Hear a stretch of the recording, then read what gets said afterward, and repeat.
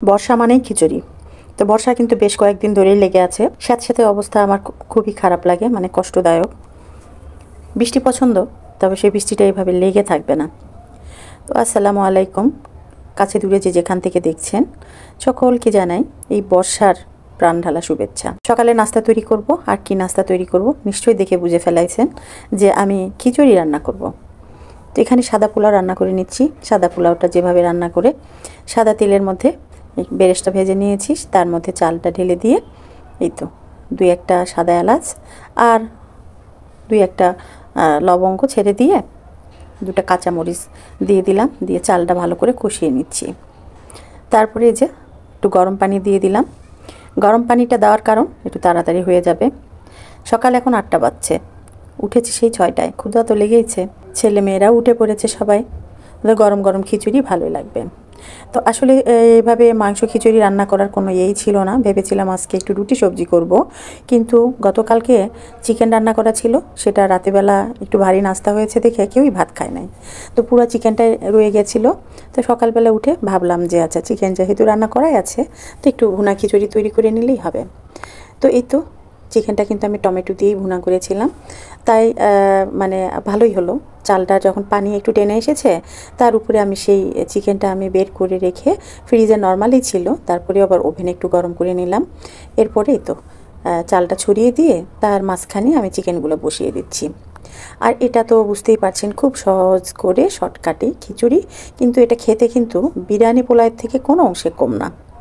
আর এরকম হুটহাট করে মানে জোড়াতালি দেওয়া জিনিসপত্র দেখবেন বেশি কেন জানে মজা লাগে। আমার কাছে তো লাগেই। তো বাচ্চা কাচ্চারা বিরিয়ানি যেহেতু পছন্দ করে, পোলাও জাতীয় খাবার, তো আজকে আমি ভাতি চাল দিয়ে না, আজকে চিনি গুঁড়া চাল দিয়েই তৈরি করে নিচ্ছি। তো এই তো এখানে 1 পোট চাল আছে, 1 পোট চালের চিনি গুঁড়া চাল দিয়ে এই খিচুড়িটা করে নিব। আর এটা আমি মাঝে মাঝে করে থাকি, এই জন্যই আমার জানাই আছে যে এটা মজাই হয়। কারণ চিকেনটা আগের থেকেই একবারে মানে রান্না করা ছিল, ওর ভিতরে ঝাল লবণ ভালো করে ঢুকেছে। এরপরে আমি এই চালটা ভালো করে ভেজে নিয়ে খুব সুন্দর করে আগে সাদা পোলাও, মানে পুরোটা সাদা পোলাওয়ের যে সিস্টেম, সেইভাবেই আমি চালটা আদা ফুটা করে নিয়ে তারপরে যে চিকেনটার সাথে মিশে দিয়েছি। তারপরে এখন আমি ভাবে রেখে রেখে এটাকে একটু রান্না করে নেব। 1 চামচ ঘি অ্যাড করে দিলাম সাথে। তো মোটামুটি হয়ে এসেছে। তো আপনারা কে কোথা থেকে দেখছেন, কেমন আছেন সবাই, এই দীর্ঘ বর্ষা সময়টা কি করে কাটাচ্ছেন? আর খিচুড়ি, বর্ষা মানে খিচুড়ি, বর্ষা মানে খিচুড়ি করতে করতে কিন্তু আজকে কয়েকদিন ধরে বর্ষা, আর ওই রকম করে খিচুড়ি খাওয়াও যায় না। আর আমি কিন্তু মানে একটু নরম খিচুড়ি হইলে, যেটাকে বলে ল্যাটকা বা ঢিলা খিচুড়ি, সেই খিচুড়িটা আমার ফেভারিট। তাছাড়া নর্মাল খিচুড়ি আমি অনেক দিন পর পর হঠাৎ করে খেতে ইচ্ছে করলে তখন ভালো লাগে, তা না হলে রেগুলার আমার খিচুড়ি অতটা পছন্দ না। তবে হ্যাঁ, আমার ছোট ছেলে আর আমার হাজব্যান্ডের খুব পছন্দ।